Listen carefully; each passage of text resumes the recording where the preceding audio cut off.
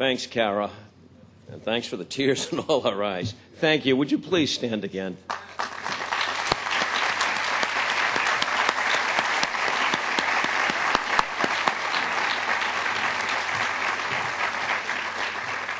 Like all of us who are blessed to be parents, the Senator was proud of all of his children, and I think in a special way today, Kara, he is particularly proud of you for what you have done. Thank you so much. I mentioned Eddie Markey before. Eddie and I traveled to Israel one time, and it was shortly after the invasion of Kuwait. And part of what we did in the trip, we went everywhere in Israel, and we also met with a group of people from the PLO. And they were supporting Saddam's insane invasion of Kuwait. Bill Delahunt was there in the room. And, you know, it was the kind of thing where generally people are polite and ask a few polite questions, and the world was pregnant with worry about what might happen in the Middle East and what would go on. And Eddie Markey looked at those folks and said, "You owe better to your children and your grandchildren. You will have to explain to them how you've made mistake after mistake and never missed an opportunity to miss an opportunity." I had two reactions. I couldn't believe the boldness of this guy from Malden, and I was trying to figure out if we could keep our backs to the wall as we were leaving the room. I was impressed with his candor and his leadership, and it's a hallmark of Eddie Markey, whether in the Middle East or here in his district or in the halls of Congress. A man who stands up for what he believes in and does it all the time. A greater friend of the Institute we don't have than our friend Ed Markey.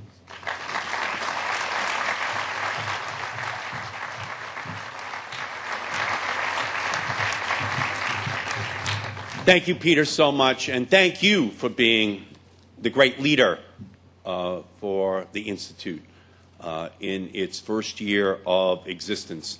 Thank you, Vicki. Thank you, Vicki, for being an inspiration to all of us. You had a vision. You asked us all to help. And today is the tribute to you that you are paying to Ted. And we all honor you for this vision and commitment which you had.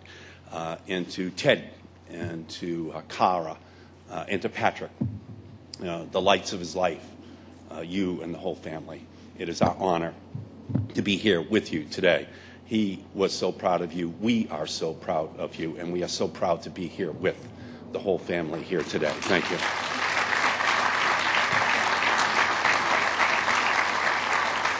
And, you know, throughout the entire healthcare debate, we are here today with, along with Tip O'Neill, the greatest Speaker of the House in the history of the United States, Nancy Pelosi, who made sure that health care and the vision of Ted Kennedy, which she mentioned every day in the Democratic caucus for 2 years, came to be a reality for all Americans.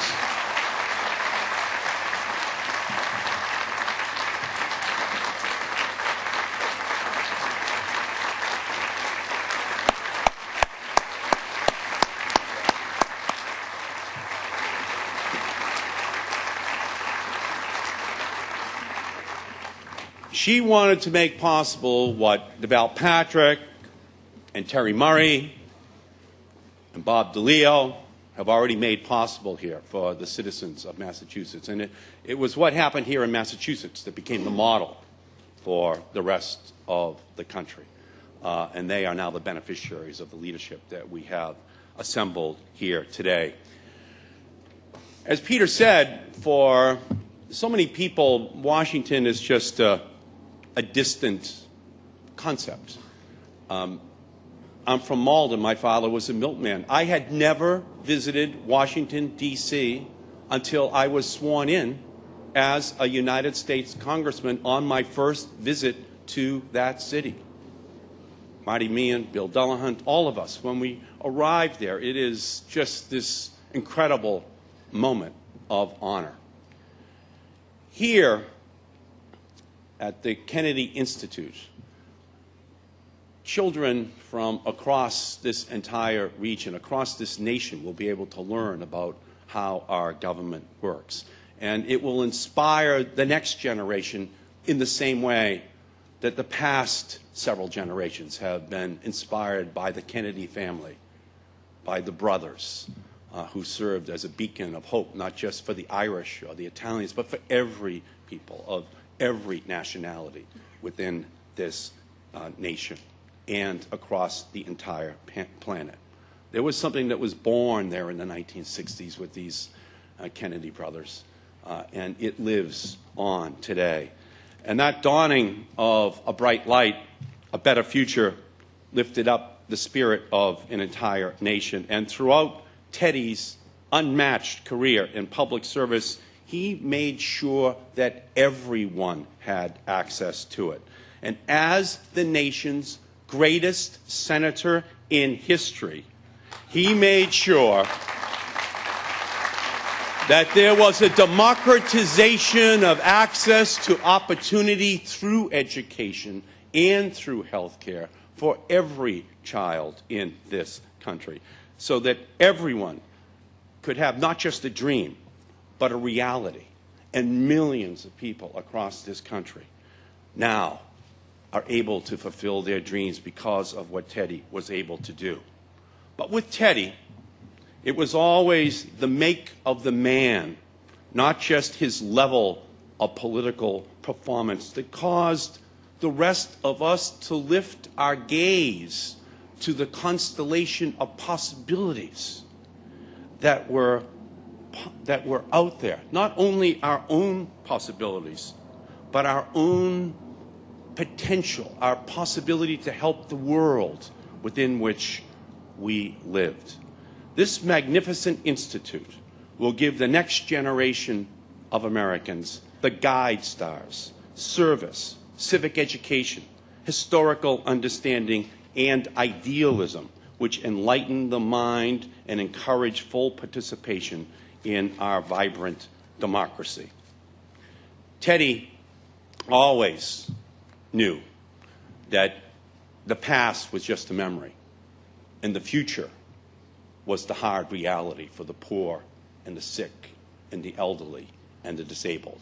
And he never allowed nostalgia to replace an idealism that had us fighting for a future that was better for every citizen in our country. And he inspired all of us to take up that fight. The Edward M. Kennedy Institute will be a learning laboratory where young men and women delve into the history of our country and participate in great debates on the issues that animate the American experience. The Institute will be at the cutting edge of architectural design. Of course, there is no building that could match the strength of Teddy's soul.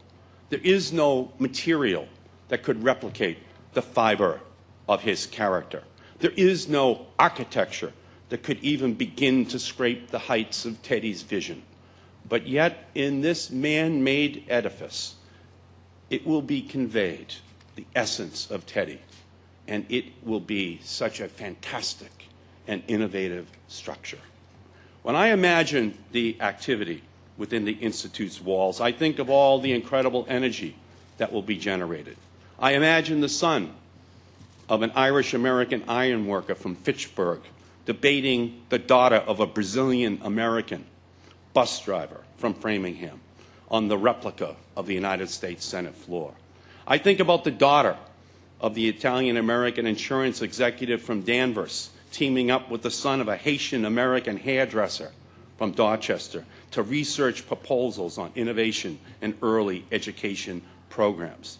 And I see the same debates taking place with the children of every state in our country and across the world, here in Dorchester, here at one of the great urban universities in the United States, the right place for this institute, the University of Massachusetts at Boston, led by Keith Motley, led by Jack Wilson, led by all of these wonderful young men and women who are the heart and soul and future of our country.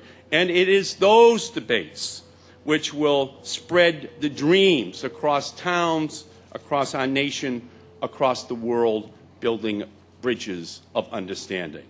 For Teddy, education was always more than books. It was an opportunity, an experience to be grasped every day. Teddy found knowledge while in the grip of a colleague's or a constituent's hand.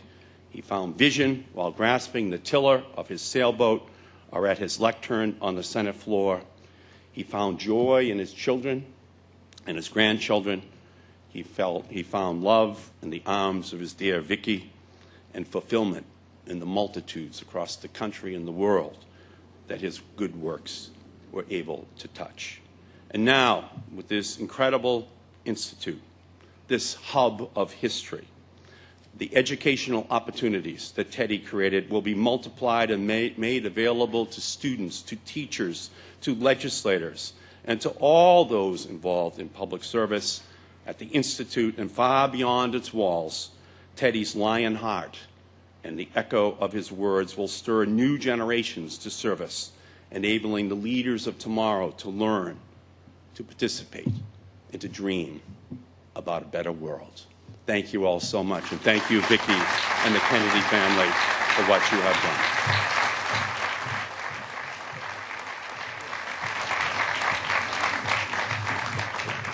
Ed mentioned the University of Massachusetts here at Boston. I'd like to introduce to you one of the graduates of the University of Massachusetts Boston. Man, I was proud that represented Roseanne and me in the House of Representatives for so many years. A more effective advocate for poor people I have never seen. Congressman Joe Kennedy.